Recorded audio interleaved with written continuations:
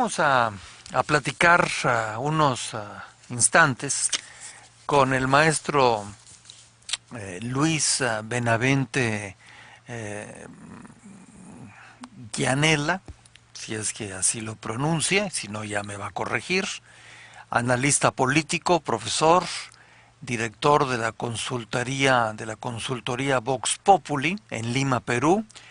Y bueno, pues un hombre graduado en Ciencias de la Comunicación allá en Lima, también su posgrado en, en la materia de Administración de la Educación en la misma Universidad de Lima. Y pues lo saludamos, licenciado Benavente, ¿cómo está? Muy buenas tardes. Buenas tardes, José. Es un gusto saludarlo. Le agradezco mucho su atención. Bueno, licenciado, me imagino que ya se imagina usted la pregunta central. Ya tenemos el resultado. Y y bueno, pues la señora Fujimori perdió, como ya lo traté hace un buen rato aquí en el programa, y el señor Humala es el que ganó la elección. La primera pregunta, la diferencia que es de décimas, bueno, para cualquiera es obvio que es un país, o los que votaron, que están divididos propiamente a la mitad. ¿Cuál es el fenómeno que hace que el país esté dividido así, tan claramente a la mitad, entre dos estilos y dos formas tan diferentes? Bueno, es un resultado sorprendente que no tendría por qué sorprender, aunque parezca algo paradójico. Voy a tratar de simplificarlo.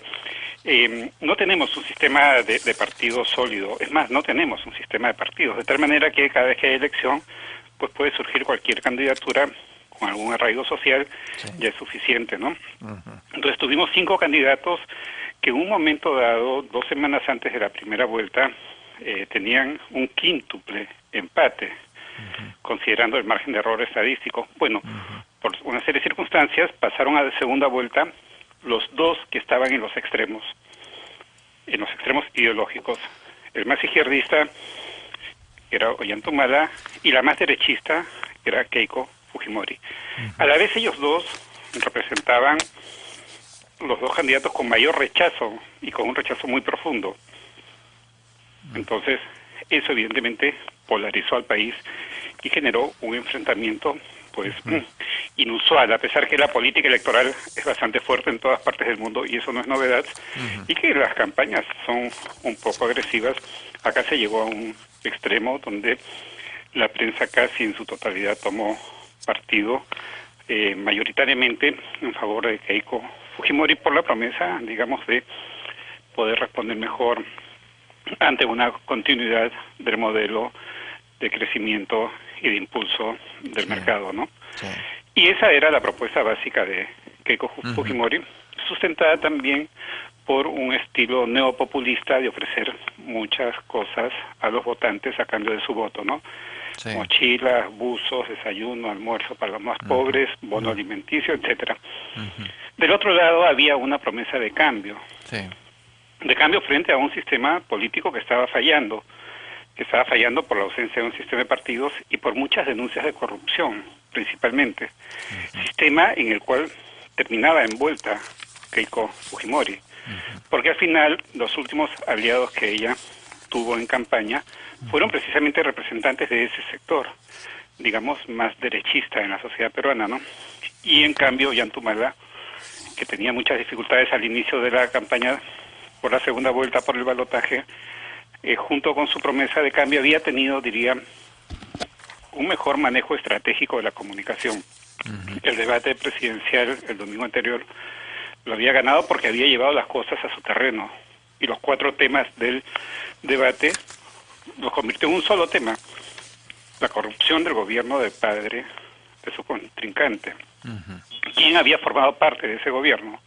Y un tema secundario fue las esterilizaciones masivas que se hicieron en aquel gobierno, con lo cual se buscaba el voto femenino por cuanto Humala, tal vez por su extracción militar, tenía mucho voto masculino, y Keiko Fujimori, por su condición de mujer, tenía mucho voto femenino. Entonces, la cosa era conseguir votos en el sexo opuesto, ¿no? Y entonces, así se dieron las cosas. Y al final de esa semana, también creo que tuvo un rol preponderante la presencia de Mario Vargas Llosa, que estuvo representado por su hijo, pero él también, desde Madrid, llegó al punto en que rompió con el diario El Comercio por esas diferencias políticas y electorales. Y también la adhesión de Alejandro Toledo, el expresidente Toledo. Estos dos, digamos, liberales, pero liberales no tan radicales, liberales que impulsan la economía de mercado, pero digamos con más respeto a la Constitución, si se quiere. Sí. Tal vez ellos funcionaron como una suerte de garantes o avales para quienes tenían muchas dudas sobre Ollantumala, pero a su vez también rechazaban al fujimorismo, ¿no? Y bueno, yo creo que la correlación de esos factores en esa síntesis tan resumida que acabo de hacer, dieron como producto esa diferencia tan pequeña en favor de Humala. Este hombre, Ollanta Humala, de manera breve, para no quitarle mucho tiempo, maestro Benavente, allá en Lima, él es un hombre que a grandes trazos, ¿cuáles son sus pasos por la vida?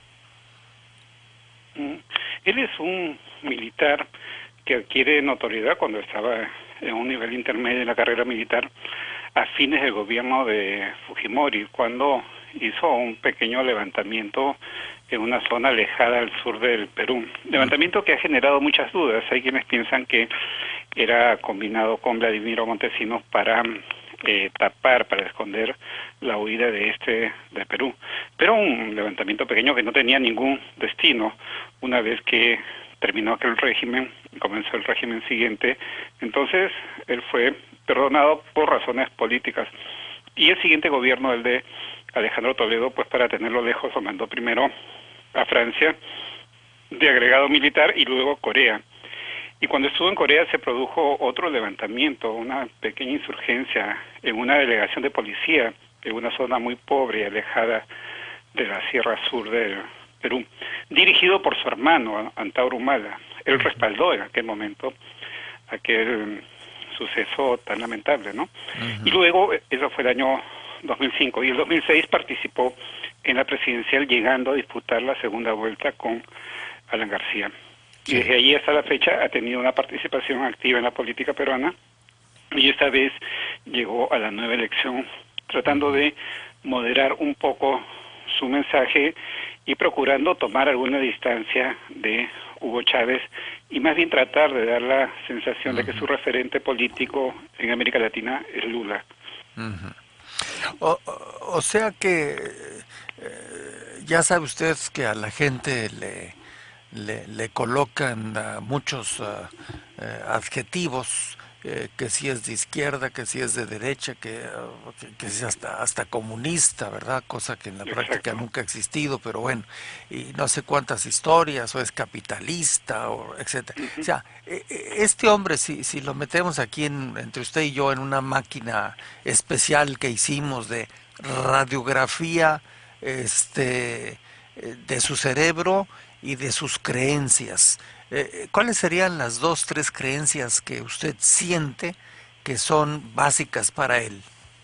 Básicamente, él es un militar izquierdista y nacionalista. Tal vez esas 3 palabras lo definen bastante.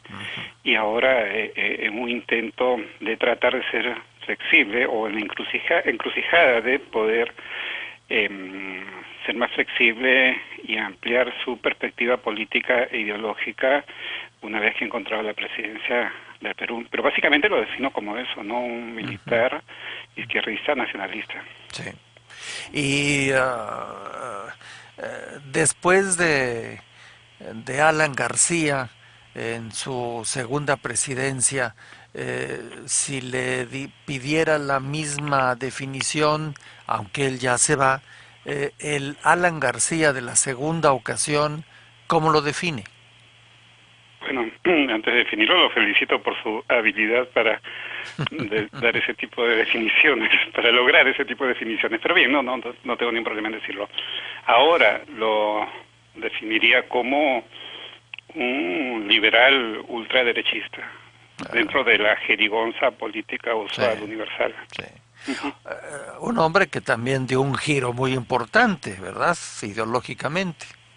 Sí, claro, claro, claro. Hace Sí. 25 años era un estatista que fracasó en su intento de estatizar la banca y manejó una economía con precios controlados Ujú. que llevó a la destrucción de la economía peruana, sin lugar a dudas. Así es. Recuerdo muy bien esos tiempos Sí, de Alan se ha García. ido de un extremo a otro, Sí. Alan García, ¿no? Como que en su cerebro no hay términos medios, no hay Ujú. matices. Sí, Entonces, sí. sí, Pero ahora bueno, es... Ujú. por lo menos, maestro,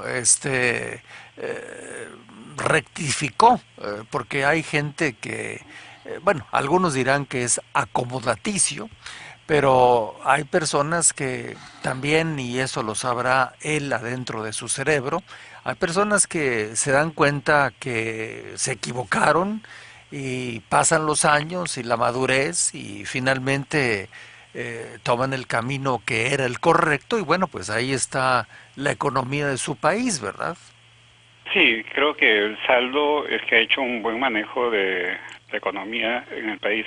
Ha tenido y tiene dificultades políticas de otro tipo, pero básicamente el Ujú, manejo de la economía lo ha ujú. hecho de manera eficiente. Creo que en él hubo una suerte de energía interna que era también el deseo de rectificarse ante la historia, de rectificar su nombre después de lo que había significado su primer gobierno, que se recuerda bastante bien. Sí, sí, sí, sí, lo recuerdo, luego no le quitaría tiempo, pero este,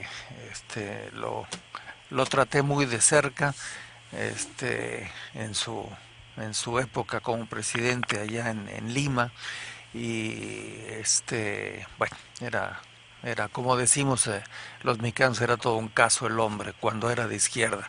Pero la última pregunta, el día que Alan García le entregue, si es que ustedes entregan banda presidencial, no sé si ese Sí, sea el sí, sí, método, sí, la bueno, bien, entrega. bueno, Ujú. el día que le entregue la banda presidencial, ¿qué es no lo que quiere, lo que debe de hacer este hombre que ganó la presidencia para que el país no se vaya a descarrilar?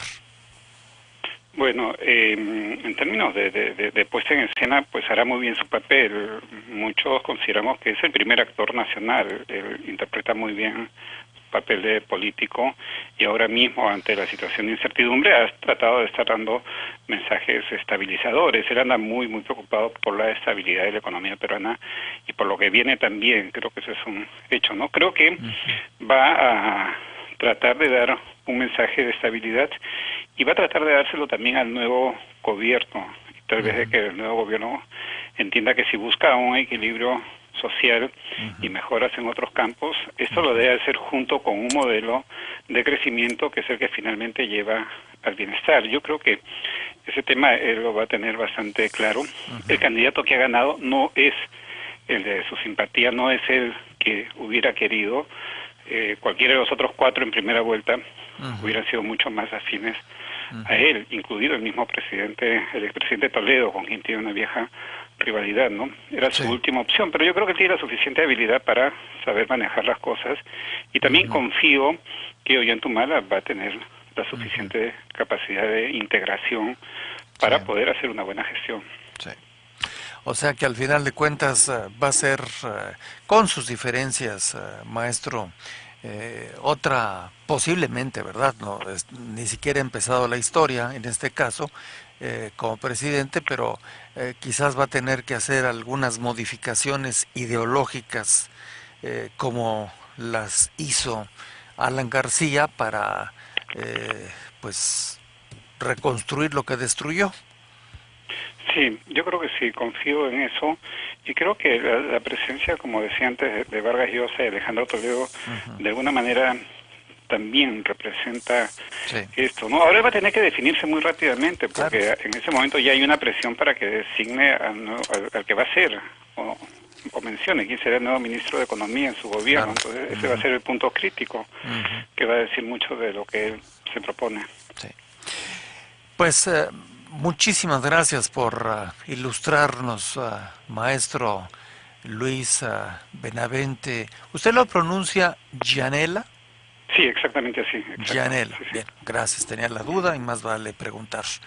Le agradezco mucho que desde Lima nos tome la comunicación a nuestro canal de televisión, La Voz en Español, y que nos haya dado más claridad sobre el significado hasta este momento, cómo van las cosas en su país. Le mando un saludo y muchísimas gracias. Un saludo también muy cordial para usted, José, y para todo su público. Buenas tardes. Hasta luego, muchas gracias, muy buenas tardes.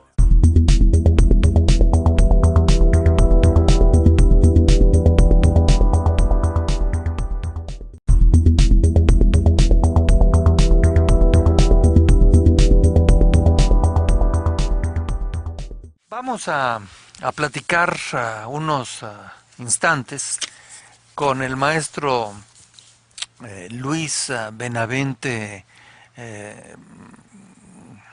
Gianella, si es que así lo pronuncia, si no ya me va a corregir, analista político, profesor, director de la consultoría Vox Populi. Bueno, para cualquiera es obvio que es un país, o los que votaron, que están divididos propiamente a la mitad.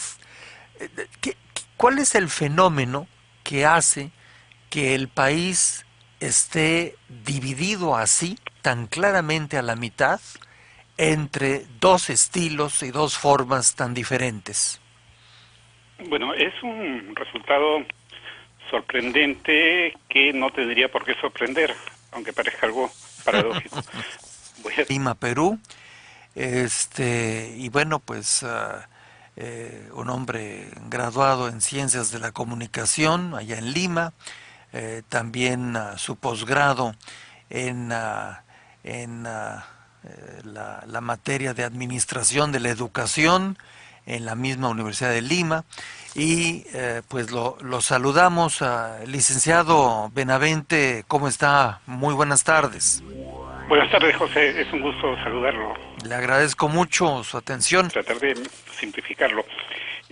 No tenemos un sistema de partidos sólido, es más, no tenemos un sistema de partidos, de tal manera que cada vez que hay elección, pues puede surgir cualquier candidatura con algún arraigo social, sí. Ya es suficiente, ¿no?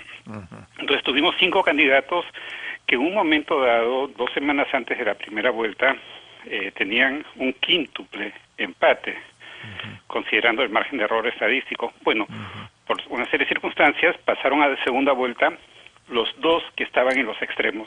Bueno, licenciado, me imagino que ya se imagina usted la pregunta central. Ya tenemos el resultado, y bueno, pues la señora Fujimori perdió, como ya lo traté hace un buen rato aquí en el programa, y el señor Humala es el que ganó la elección. La primera pregunta, la diferencia, que es de décimas,